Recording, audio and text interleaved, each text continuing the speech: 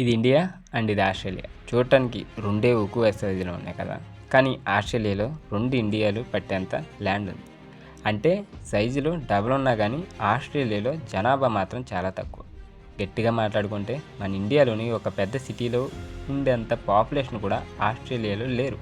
అంటే ఆస్ట్రేలియాలో టోటల్ ల్యాండ్లో దాదాపు 95% కంటే ఎక్కువ ఖాళీగా ఉంది. సో పాపులేషన్లోని 85% పైగా కోస్టల్ ఏరియా, అంటే సముద్ర తీరానికి 50 కిలోమీటర్స్ దూరంలోనే ఉంటున్నారు. అంతేకాదు ఆస్ట్రేలియాలోని 90% పాపులేషన్ నివసించడం అక్కడ జస్ట్ 0.22% ల్యాండ్ మాత్రమే వాడుకుంటున్నారు. ఇదంతా విన్నాక మీకు వచ్చే డౌట్ వై, అసలు ఎందుకు? ఈ సింపుల్ క్వశ్చన్కి ఆన్సర్ లేదు. ఇందులో చాలా ఫ్యాక్టరీస్ ఇన్వాల్వ్ అయ్యి ఉన్నాయి.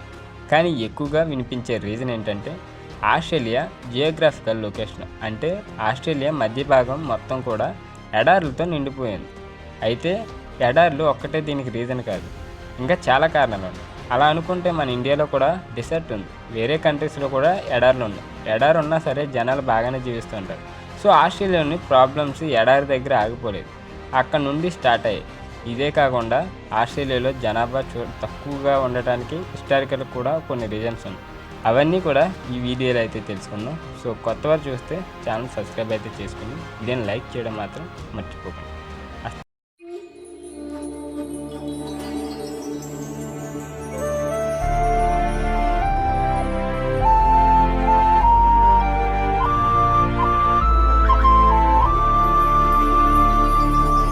అసలు ఎందుకు ఈ ఆస్ట్రేలియా ఖాళీగా? ఈ ఆస్ట్రేలియా జియోగ్రఫికల్ డీటెయిల్స్ని డెఫినెట్గా తెలుసుకోవాలి. మీరు ఈ మ్యాప్ని క్లియర్గా గమనించండి. ఆస్ట్రేలియాలోని టోటల్ ల్యాండ్ ఏరియా 3 పార్ట్స్గా డివైడ్ చేయబడింది. ఫస్ట్ అయిన ఉండేదేమో వెస్టర్న్ ఫ్లాట్ డెసర్ట్స్ అని ఈ కూడా ఏరియాలో ఉంది. ఈ సెకండ్ ది సెంటర్లో ల్యాండ్స్, ఇక్కడ నార్మల్ ల్యాండ్ ఉంటుంది, అలాగే వాటర్ కూడా ఉంటుంది. అయితే వ్యవసాయం చేసుకోవడానికి కానీ తాగడానికి కానీ ఈ నీళ్లు పనిచేయవు. సో ఇక్కడ కూడా జనాలు ఉండటానికి సరైన పరిస్థితి లేవు.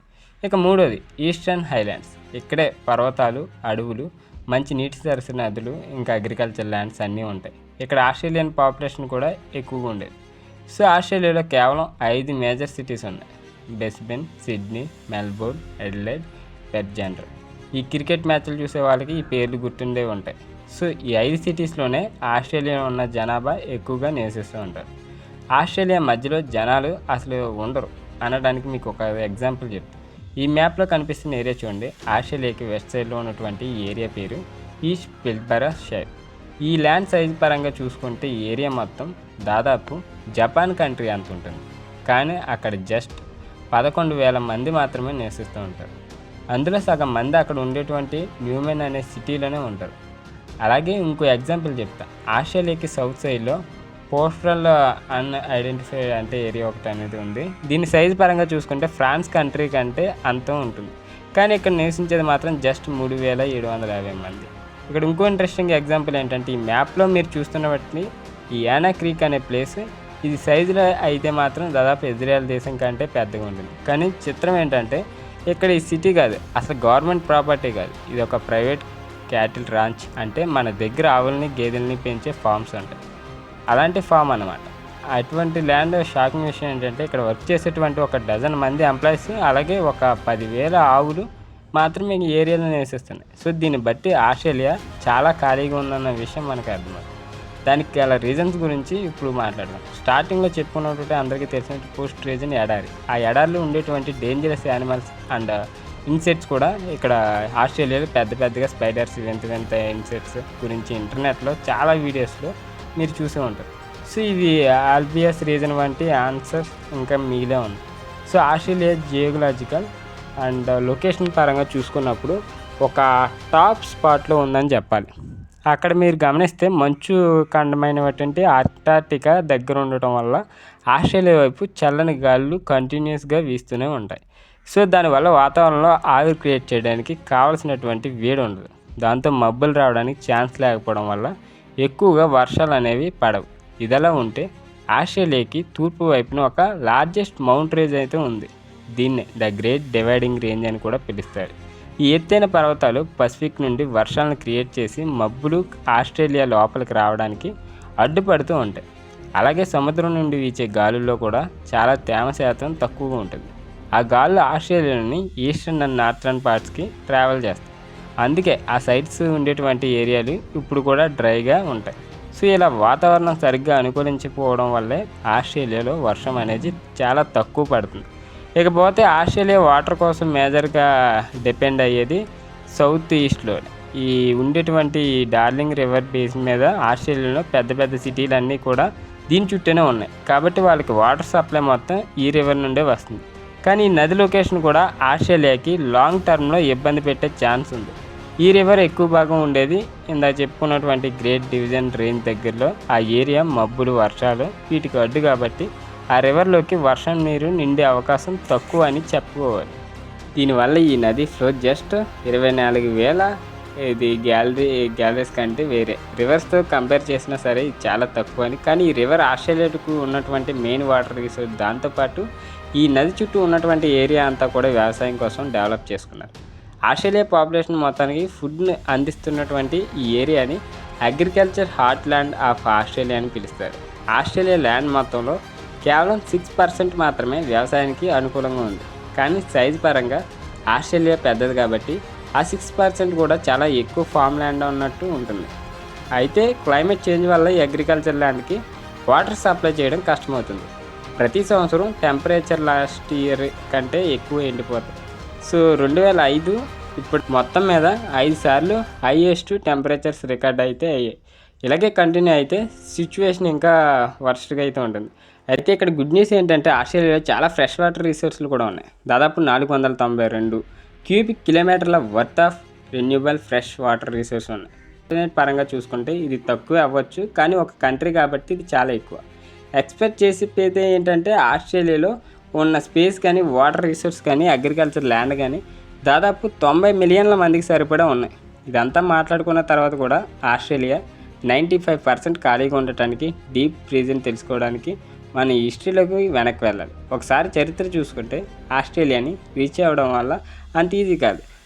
నిజానికి కొన్ని మిలియన్ల సంవత్సరాల క్రితం ఆస్ట్రేలియా అనేది సముద్రంలో అలా తేలుకుంటూ పెద్ద పెద్ద ల్యాండ్స్కి దూరంగా ఒక చిన్న కాంటినెంట్ లాగా ఉండేది, ఒంటరిగా. అందువల్ల ఇక్కడ ఎవల్యూషన్ కొంచెం డిఫరెంట్గా జరిగింది. అంటే దాదాపు 50,000 సంవత్సరాల క్రితం మొదటిసారి మనిషి ఆస్ట్రేలియాలో అడుగుపెట్టాడు. ఆ తర్వాత సీ లెవెల్స్ పెరగడం వల్ల ఆస్ట్రేలియా మరింత రిమోట్ ఐలాండ్గా మారిపోయింది. అంటే బయట వేరే దేశానికి మనుషులకు కానీ ఆస్ట్రేలియా ఎవరున్నారో అక్కడ ఏం జరుగుతున్నది కనీసం ఐడియా కూడా లేదు. అయితే చాలా కాలం తర్వాత 1606 సంవత్సరంలో ఒక డచ్ బోటు వెస్ట్ సైడ్లో ఇక్కడ కనిపిస్తున్నటువంటి కేప్ యార్క్ అనే ప్రాంతానికి రీచ్ అయ్యారు. అయితే ఈ ఏరియా మనుషులు ఉండటానికి అంత కంఫర్టబుల్ ప్లేస్ కాదని అయితే వెళ్ళిపోయారు. తర్వాత కొన్ని సంవత్సరాలకి అంటే 1788లో బ్రిటిష్ వాళ్ళు సిడ్నీకి దగ్గరలో పర్మనెంట్గా ఒక సెటప్ చేయాలనుకున్నారు. దాదాపు 13,000 సంవత్సరాల 13,000 మందితో బ్రిటిష్ అక్కడ సెటిల్మెంట్ అనేది ఏర్పాటు చేసుకున్నారు. 1788 సంవత్సరం నాటికి ఆస్ట్రేలియా పాపులేషన్ 6,50,000 మంది. కంపారిజన్ కోసం చూసుకుంటే ఆ టైంలో ఏషియాలో దాదాపు 65 మిలియన్లు ఉన్నారు, యూరోప్లో అయితే 150 మిలియన్లు ఉన్నారు, ఆఫ్రికాలో అయితే 85 మిలియన్లు ఉన్నారు.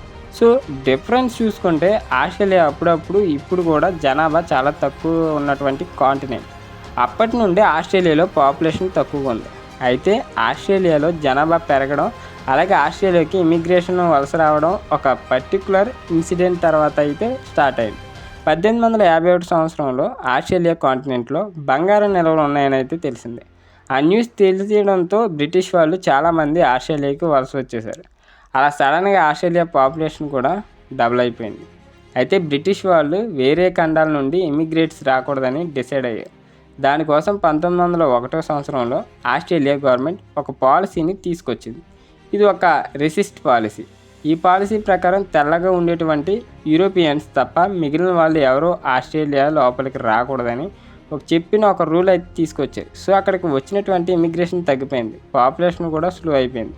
ఇది సరిపోదా అన్నట్టు వరల్డ్ వార్ 1 కోసం ఆస్ట్రేలియా నుండి పంపించిన వాటి సామాన్యంలో సగం జనాభాలో అయితే తక్కువ మంది మాత్రమే తిరిగి వెనక్కి వచ్చారు. ఆ తర్వాత వరల్డ్ వార్ 2 టైంకి ఆస్ట్రేలియా టోటల్ పాపులేషన్ 7 మిలియన్లు మాత్రమే ఉంది.